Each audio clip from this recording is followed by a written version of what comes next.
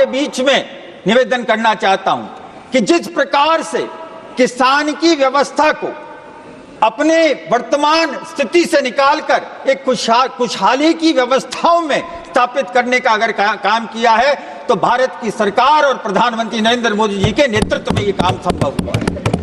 मैं आपसे निवेदन करना चाहता हूं, अगर आपको आपके अन्नदाता के स्वरूप में हम सबको अपने दायित्व का इस्तेमाल करते हुए संवेदनशीलता का अगर हमको व्यवस्था देनी है तो उस संवेदनशीलता में हमें उस मानव जीव को जो हमें अन्न जैसी चीज उपलब्ध कराता है उसको हमको अपने धर्म के माध्यम से अपने कर्तव्य के रास्ते से सुनिश्चित करना है कि उसके घर में रोशनी हो, उसके घर में पानी हो, उसके बच्चे अच्छा अध्ययन करें और उसके लिए वो सारी व्यवस्था हो जो किसी एक खुशहाल राष्ट्र के लिए होनी चाहिए। ऐसा खुशहाल राष्ट्र तब बन सकता है जब यहाँ का अन्नदाता इस सारी व्यवस्थाओं से पल्लवित हो। और मैं ये मानता हूँ कि इस बजट के कुछ दस्तावेज जिन्होंने प्रधानमंत्री धन धान्य योजना के माध्यम से हमने जिस प्रकार की एग्रीकल्चर पद्धति की व्यवस्था को सुधारात्मक तरीके से विमोचित करने का कोशिश किया है वो साधुवाद के पात्र है। अब मैं आपसे निवेदन करना चाहता हूं, बार बार राष्ट्र की फिजिकल हेल्थ के बारे में बहुत ज्यादा शोर होता है, लेकिन अचरज इस बात का है, वित्त मंत्री महोदया विराजी हुई हैं, हमें हमारे ही सरकार की व्यवस्थाओं पर और उनकी कृति पर संकोच, संशय और अंतर्राष्ट्रीय स्तर पर बैठा हुआ व्यक्ति भारत में निवेश करने के लिए आतुर है। मैं उदाहरण देना चाहता हूं आदरणीय सभापति महोदय, इस पूरे 21वीं शताब्दी के ये पहले 25 साल में अगर भारत के अंदर जितना निवेश फॉरेन इन्वेस्टमेंट के माध्यम से आया है तो 2025 तक $1 ट्रिलियन से कुछ ज्यादा का निवेश भारत में हुआ। आप अचरज करेंगे कि इस $1 ट्रिलियन के निवेश में पिछले 10 साल में जो निवेश आया है ये $1 ट्रिलियन का 62% हिस्सा है जो सिर्फ 10 साल में आया है 25 साल के इस काल तक, और उसमें भी 46 बिलियन तो सिर्फ इस साल आया है। बाहर बैठा हुआ निवेश करने वाला व्यक्ति भारत की अर्थव्यवस्था में विश्वास करता है, लेकिन भारत का प्रतिपक्ष इसी निवेश और इसी अर्थव्यवस्था में संकोच करता है और आक्षेप लगाता है। बात बहुत बड़ी बड़ी करी जाती है, मध्यम आय वर्ग के लोगों के बारे में चिंता व्यक्त की गई, इससे बड़ा और उदाहरण क्या हो सकता है? हमारे सामने वो सारे के सारे अभिलेख हैं, मैं आपके बीच में प्रस्तुत करना चाहता हूं।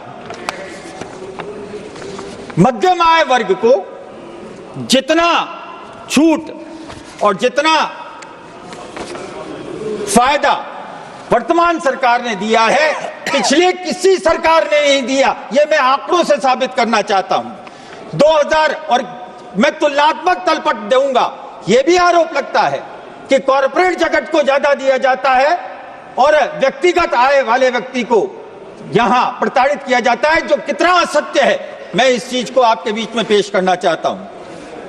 पिछले 5 वर्ष में जो इंडिविजुअल इनकम टैक्स पे हैं उनको इंसेंटिव और राहत कितनी मिली, उसका टोटल है 8,70,907 करोड़, और कॉर्पोरेट को कितनी मिली 4,53,329 करोड़।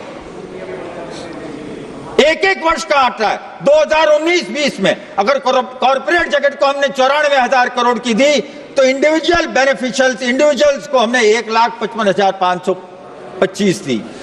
2021 में 75,000 अगर कॉर्पोरेट को दी तो हमने 1,28,244 इंडिविजुअल बेनिफिट्स दिए हैं इनकम टैक्स पेयर को। 2021-22 को 96,892 कॉर्पोरेट को दिया तो 1,68,566 हमने इंडिविजुअल बेनिफिट्स दिए हैं। अगर 2022-23 का देखें 88,109 कॉर्पोरेट को दिया तो 1,96,678 व्यक्तिगत आय इंडिविजुअल इनकम टैक्स पेयर को दिया और 23-24 का अनुमान है 98,899 अगर कॉर्पोरेट इंडस्ट्री को दिया है तो 2,20,988 इंडिविजुअल को बेनिफिट। अब आप बताइए, आंकड़े सही बोलते हैं और प्रतिपक्ष इस बात को स्वीकार करने को तैयार नहीं। इस प्रकार की व्यवस्था को अंजाम देने वाले वर्तमान भारत की सरकार इस बात के लिए साधुवाद की पात्र है कि जहां अब के बजट में आपने 12 लाख रुपए तक का जो इनकम टैक्स से उनको राहत पहुंचाई है, ये सोने में सुहागी वाली व्यवस्था है जो मैंने अभी आपके बीच में प्रेषित करी है। मैं अब आपसे निवेदन करना चाहता हूं कि संपूर्ण अर्थव्यवस्था का अगर हम अभिलेखा को बड़ी अच्छी तरीके से, अभिलेखों को अभी बहुत अच्छी तरह से देखें तो हम ये पाएंगे कि भारत की सरकार ने अपने नौजवानों के लिए किस प्रकार की व्यवस्था करी। मैं आपको निवेदन करना चाहता हूं, बहुत विनम्रता से इस बात को प्रस्तुत कर रहा हूं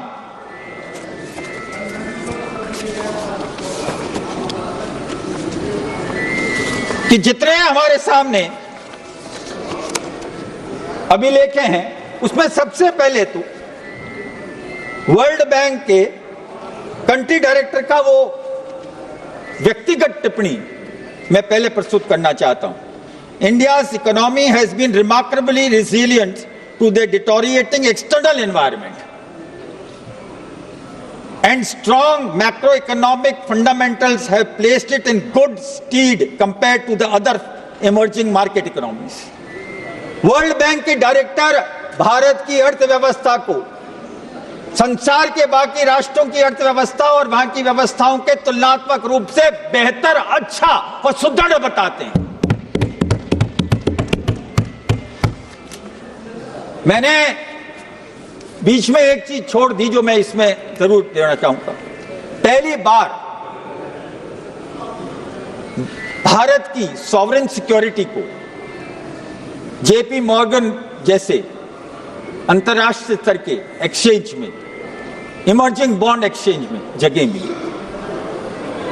2013 से कोशिश कर रहे थे, 2023 में उन्होंने सहमति दी और 2023 के बाद में जुलाई 2024 को गवर्नमेंट सिक्योरिटी बॉन्ड्स को वहां ट्रेड हुआ और गवर्नमेंट सिक्योरिटी बॉन्ड्स के ट्रेडिंग के उपरांत हमारी जो व्यवस्था है और जो हमारे भारतीय बॉन्ड्स हैं उनको जिस प्रकार का एक्रेडिशन मिला है 10 परसेंटेज पॉइंट तक है, 10% वेट मिला जो 31 मार्च तक चलेगा।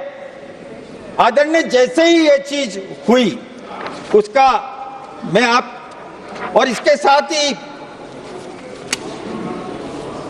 FAR के माध्यम से जो चाहे निवेश आता है, चाहे पार्टिसिपेटरी नोट्स के थ्रू आता हो या डायरेक्ट FDI इन्वेस्टमेंट के माध्यम से आता हो, निरंतर इसके अंदर इजाफा हुआ है। और इजाफे का अगर मैं क्वांटम अगर आपके बीच में प्रस्तुत करूं, over the past decade from 2014 to September, India received 784 billion, 60,24,500 crore, accounting for 68 to 68.69%, जैसा मैंने पहले उल्लेख किया। The government has also introduced investor-friendly reforms such as allowing 100% FDI in most sectors and amending the Income Tax Act 24 to reduce taxes and abolish income tax. These factors collectively position India as a strong global investment destination, paving the way for sustainable economic growth. What more do you want from a government? If you are talking about statistics, let's talk about statistics. आंकड़े झूठ नहीं बोलते। इन आंकड़ों को जिन शब्दों से आप सार्वजनिक व्यवस्था के अंदर सेतु के रूप में प्रस्तुत करते हो, कई बार आपका आचरण असत्य कहला देता है। आंकड़े कभी भी झूठ नहीं बोलते। मैं आपसे निवेदन करना चाहता हूं जिस वक्त अर्थव्यवस्था वर्तमान सरकार ने 2014 में संभाली, उससे पहले की अर्थव्यवस्था क्या थी? अटल बिहारी प्रधानमंत्री जी की सरकार जिस वक्त हटी और यूपीए का पहला आया, उस वक्त 8% जीडीपी ग्रोथ के साथ में उस सरकार ने, अटल बिहारी वाजपेयी जी की सरकार ने, इनको गवर्नमेंट ट्रांसफर हुई थी। उसके बाद में आपने क्या किया? Annual consumer price index UPA की सरकार के पहले काल में 9.1% था, यूपीए की सेकंड में 9.4%, फाइनेंशियल ईयर 4 से लगाकर 14 तक एवरेज एनुअल इन्फ्लेशन 8.2% पे रहा।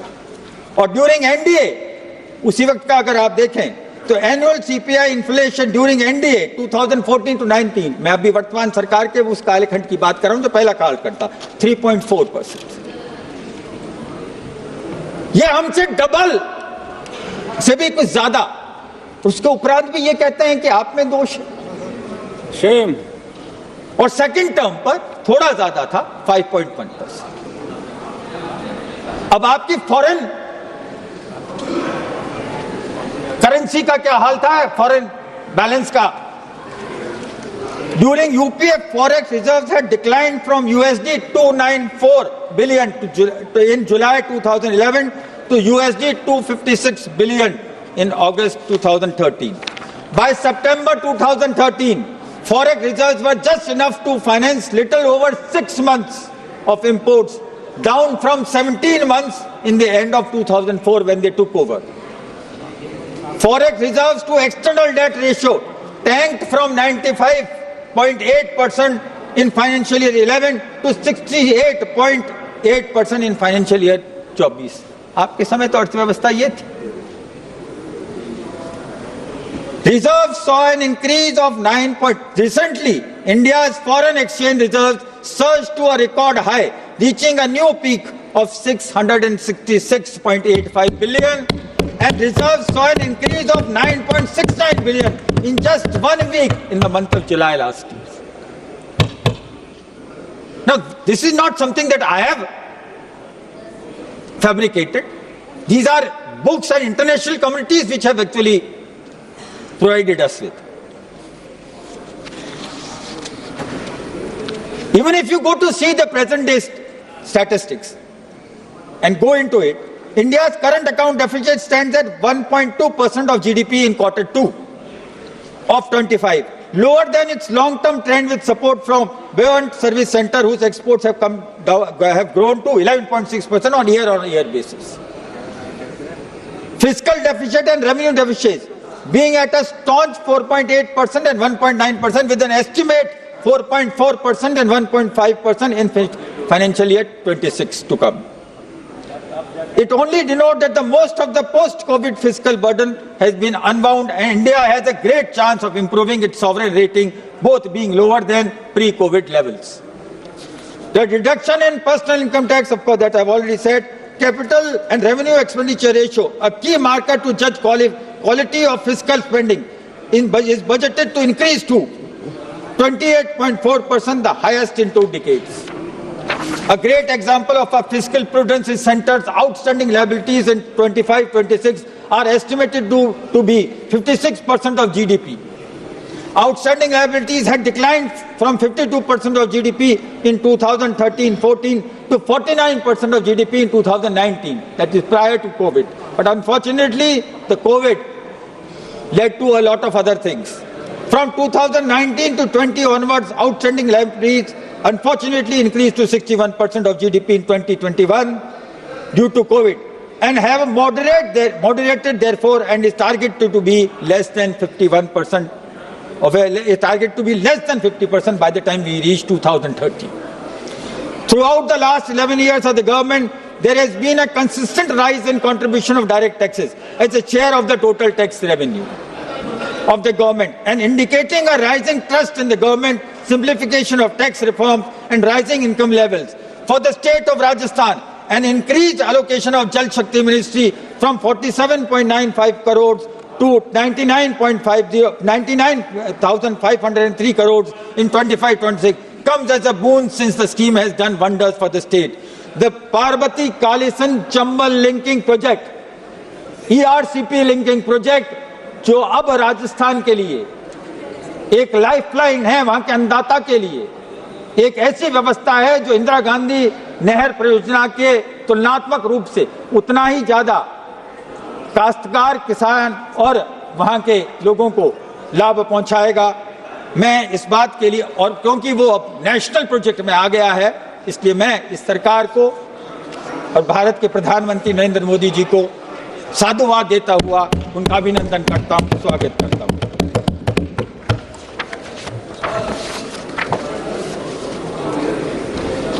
मैं एक निवेदन और आपसे करना चाहता हूं।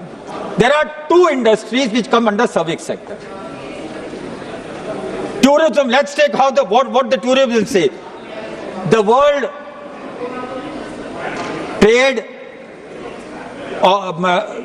Council on Travel Tourism Economic Impact Report 2024. अगर आप उस चीज को देखेंगे तो आप पाएंगे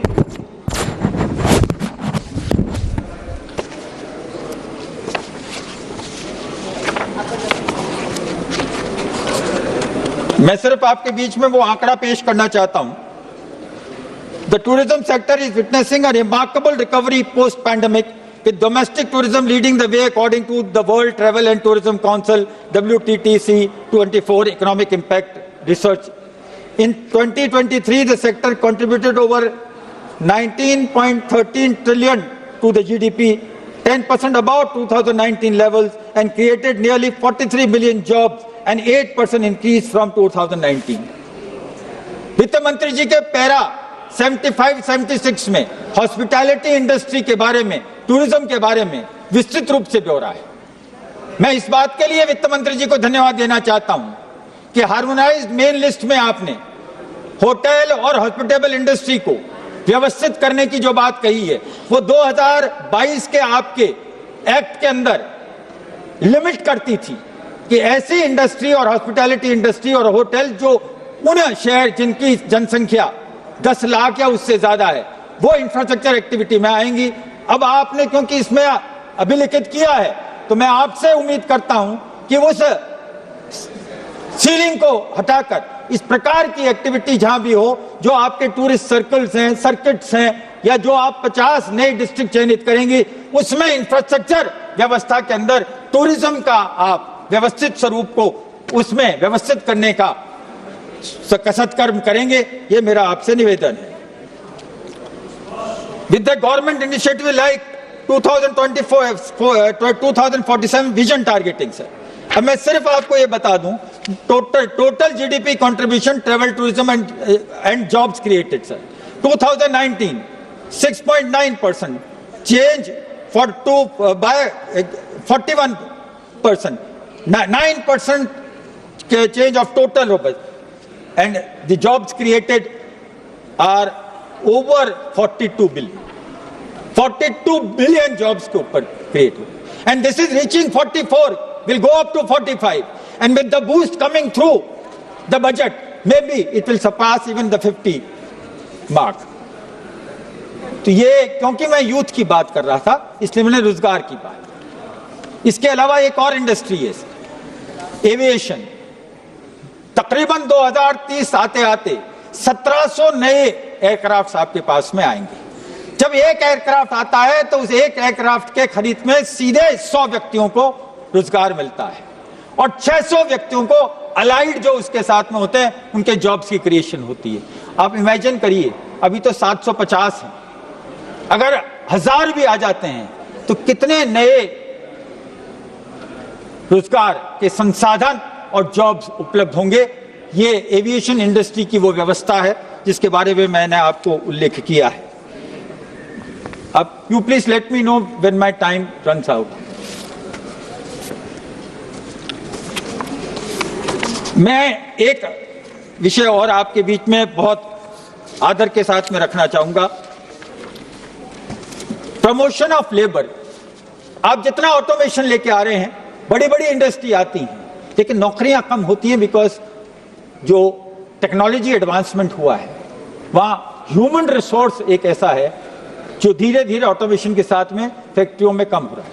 लेकिन कुछ ऐसी व्यवस्थाएं हैं, होटल एक ऐसी इंडस्ट्री है जहां कभी रोबोट काम नहीं कर सकता, वहां आपको व्यक्ति की आवश्यकता पड़ेगी। और बहुत सरल सा अर्थमेटिक है, एक अगर कमरा बनता है तो सीधे 2 से 3 लोगों को सीधा रोजगार मिलता है, और 8 ऐसे होते हैं जिनको उस कमरे के साथ साथ कोई स्वरोजगार और उपलब्ध होता है।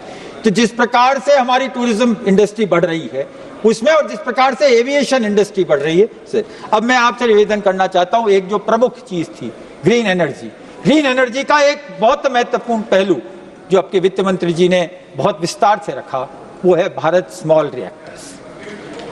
आज से पहले जितने भी न्यूक्लियर रिएक्टर्स लगे हैं 700 से ज्यादा की क्षमता के लगे। Then it will come to small modular reactors, it will be 300 और लेस।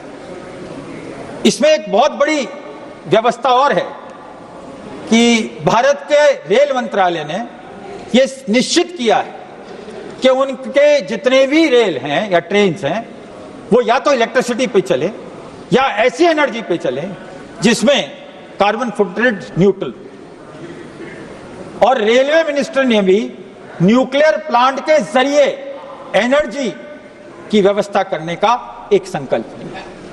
अब बात यह आती है कि क्योंकि अब प्राइवेट पार्टनरशिप के आधार पर आपके न्यूक्लियर प्लांट्स के अंदर आप निवेश करेंगे, तो ये बात सही है कि, और इसमें एक बात का उल्लेख करना बहुत जरूरी है, इसी साल जनवरी 2025 में the year 2025 started on a bright, and मैं ये इसलिए पढ़ रहा हूं कि जल्दी हो जाएगा, started on a bright and positive note for India-US cooperation in civilian nuclear energy.